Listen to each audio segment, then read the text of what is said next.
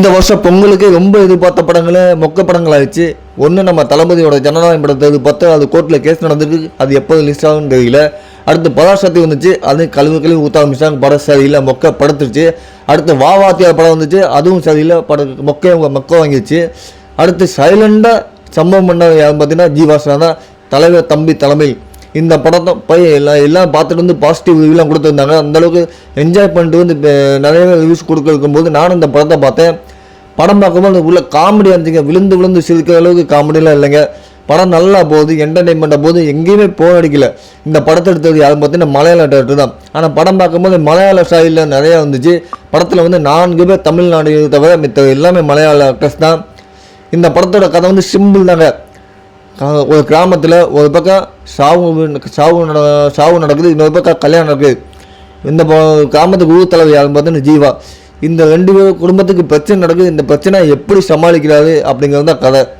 உண்மையில் அந்த படம் டீசெண்டாக இருந்துச்சு. கதை அவ்வளோ சிம்பிளான கதை தான். ஆனால் படம் காமெடியாக கொண்டு போயிருக்காங்க. எனக்கு ரொம்ப பிடிச்சிருந்துச்சு, என்டர்டைன்மெண்ட்டாக இருந்துச்சு. ஜீவா சார் இந்த படத்தில் கம்மியாக கொடுத்துட்டார். இந்த வருஷம் பொங்கல் வின்னர் யாருன்னு பார்த்தீங்கன்னா ஜீவா சார் தான்.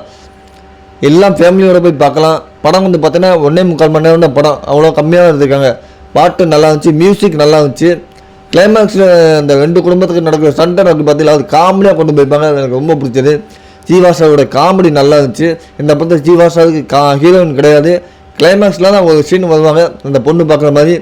ஸோ அந்தளவுக்கு நல்லா இருந்துச்சு. எனக்கு ரொம்ப பிடிச்சது படம். இதுவே ஜீவாசா வரிசையை தோல்வி படமாக கொடுத்துருந்தாரு. இந்த படம் வந்து நல்ல பொங்கல் விருந்து அமைஞ்சிருக்கு. படம் எனக்கு ரொம்ப பிடிச்சி. நீங்கள் படத்தை போய் பாருங்கள்.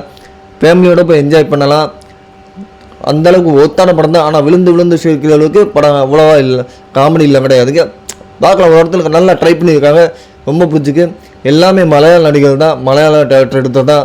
படம் பார்க்கும்போது மலையாள படம் ஃபீல் தந்த மாதிரி இருந்துச்சு. ரொம்ப பிடிச்சது. இந்த வருஷம் பொங்கலுக்கு சிறந்த படம் எதுவுமே இல்லையே அப்படிங்கிற வருத்தப்படுகிற நேரத்தில் பொங்கலுக்கு ஒரு சிறந்த படமாக கொடுத்துட்டாரு ஜீவா சார். எனக்கு ரொம்ப பிடிச்சது. எல்லாமே படத்தை போய் பாருங்கள்.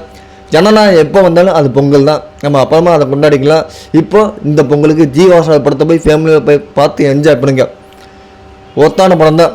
நீங்கள் கொடுக்குற காசுக்கு ஒத்தான படம் இந்த படம் தான்.